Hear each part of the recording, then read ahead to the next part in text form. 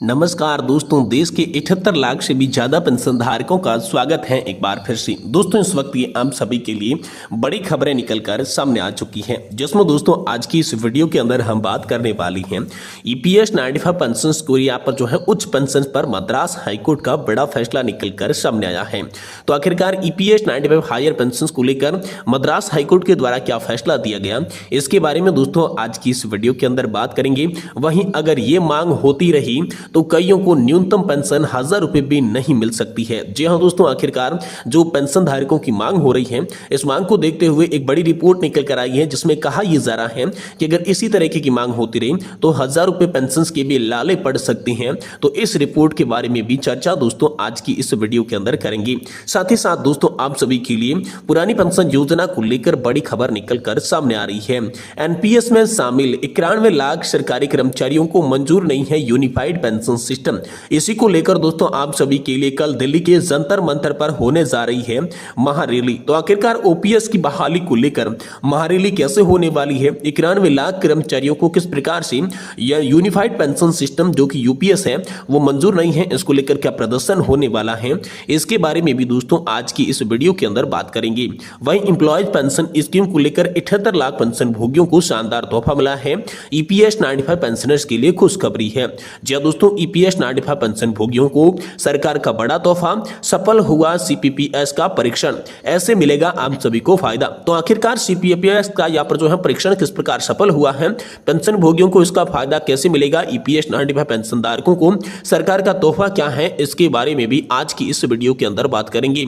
यानी कि दोस्तों पेंशन धारकों से जुड़ी तमाम बड़ी खबरों की चर्चा इस वीडियो के अंदर करेंगे। इसलिए आपसे निवेदन करते हैं कि दोस्तों आज की इस वीडियो को आप लास्ट तक देखिएगा और साथ ही इस वीडियो को लाइक भी जरूर कर दीजिएगा। तो चलिए यहां पर पूरी खबरों को विस्तार से इस वीडियो के अंदर जान लेती हैं। जी हां दोस्तों, पहली बड़ी खबर की बात करें तो ईपीएस 95 उच्च पेंशन पर मद्रास हाईकोर्ट का बड़ा फैसला निकलकर सामने आ रहा है। प्रतिवादी को ब्याज के भुगतान के माध्यम से याचिकाकर्ता के हकदार मुआवजे का निपटारण करने के निर्देश की मांग की गई है। यहां पर जो है ईपीएस 95 हायर पेंशन को लेकर मद्रास हाईकोर्ट का फैसला आया है। कर्मचारी की तरफ से दायर याचिका पर कोर्ट ने फैसला दे दिया है। इसकी कॉपी सोशल मीडिया पर तेजी से दोस्तों वायरल हो रही है। भारत के संविधान के अनुच्छेद 226 के तहत रीट याचिका दायर की गई थी।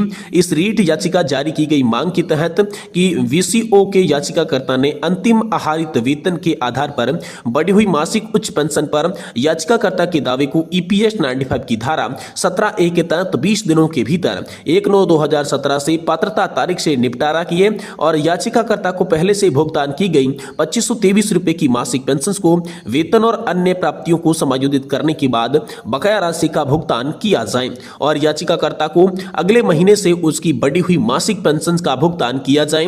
अंतिम निपटारा और देय राशि का 12% दर से ब्याज के भुगतान के साथ या पर याचिकाकर्ता को हक मुआवजे का हक दिया जाए, इसके लिए निर्देश जारी हुए हैं।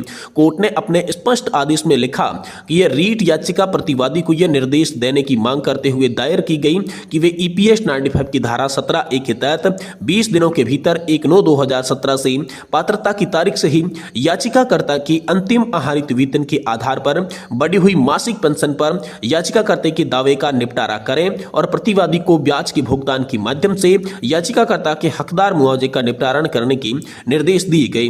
कोर्ट के आदेश में कि रीट का याचिका का निपटारा किया जाता है और प्रतिवादी 2 या फिर 3 को कर्मचारी भविष्य निधि संगठन और अन्य बनाम सुनील कुमार और अन्य मामले में 1 यहाँ पर जो है 4/11/2022 को यहाँ पर जो है सर्वोच्च न्यायालय द्वारा दिए गए निर्देश के आलोक में याचिकाकर्ता की प्रति यहाँ पर विचार करने और इस आदेश की प्रति प्राप्त होने से तिथि से 4 सप्ताह की अवधि के भीतर उचित आदेश पारित करने का निर्देश दिया जाता है।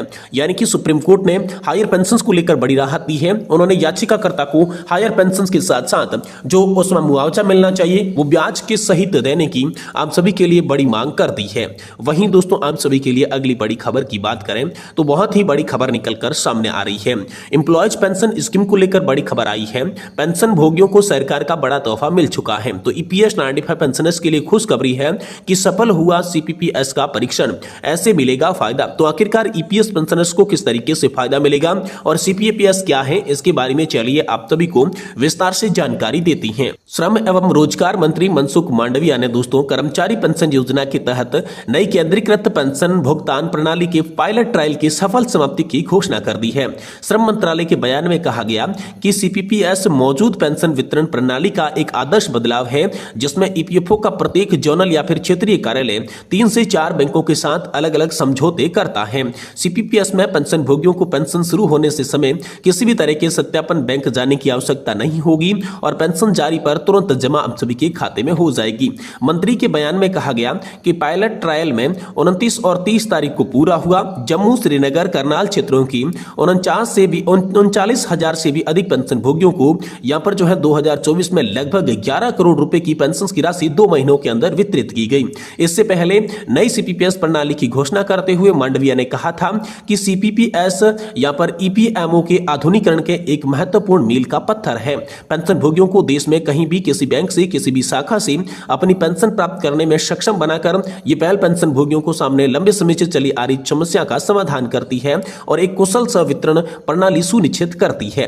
मनसुख मांडविया ने कहा कि कर्मचारी भविष्य निधि संगठन को अपने सदस्यों और पेंशन भोगियों की जरूरतों को बेहतर ढंग से पूरा करने के लिए एक अधिक मजबूत और सक्षम संगठन में बदलने का प्रयास में एक महत्वपूर्ण कदम है। सीपीपीएस प्रणाली पेंशन भुगतान आदेश यानी कि पीपीएफओ को एक कार्यालय में दूसरे कार्यालय में स्थानांतरित किए बिना ही पूरे भारत में कहीं भी यहां पर जो है पेंशन देने में सक्षम है। ये उन पेंशन भोगियों के लिए बड़ी राहत होगी जो सेवानिवृत्ति के बाद अपने गांव या फिर घर चले जाते हैं, तो उन्हें अब पेंशन की रुकावट में कोई भी टेंशन किसी भी प्रकार की नहीं होने वाली है। वहीं दोस्तों आप सभी के लिए बड़ी खबर है कि अगर ये मांग होती रही तो कईयों को न्यूनतम पेंशन 1000 रुपए भी नहीं मिल सकती है।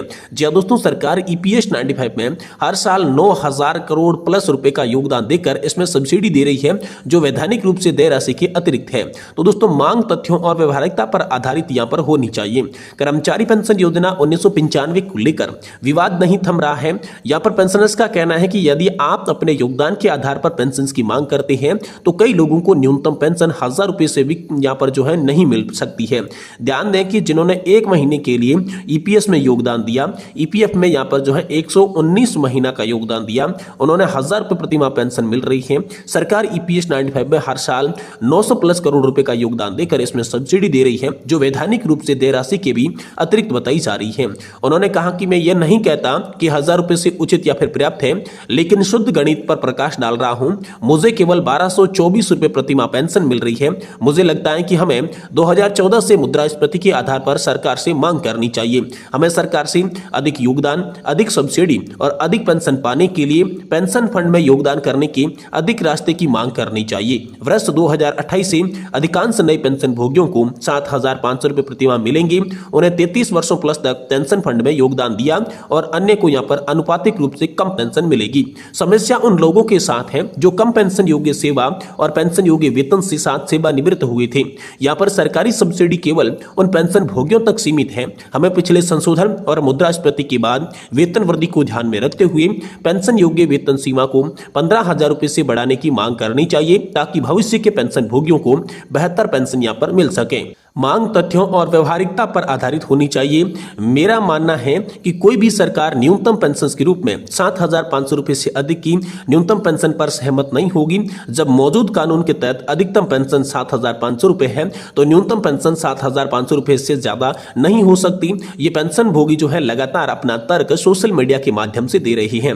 वहीं दोस्तों एनपीएस में शामिल 93 लाख सरकारी कर्मचारियों को यहाँ पर मंजूर नहीं है यूनिफाइड पेंशन सिस्टम। जहां दोस्तों कल ही दोस्तों यहां पर आप सभी के लिए जंतर मंतर नई दिल्ली पर महारैली का आयोजन किया गया है, जिसमें 91 लाख से भी अधिक पेंशन भोगी और उनके परिवार भाग लेने वाले हैं। इसको लेकर दोस्तों बड़ी खबर आई है कि national mission for old pension scheme Bharat की राष्ट्रीय अध्यक्ष मंजीत सिंह पटेल ने बताया कि नई दिल्ली में ओपीएस बहाली के लिए पेंशनर्स जय घोष महारैली की संपूर्ण तैयारियां पूरी हो चुकी है और कल ये प्रदर्शन आप सभी के लिए शुरू होने वाला है। तो ये बड़ी खबर दोस्तों हाल फिलहाल में आप सभी के लिए निकल कर सामने आ रही है।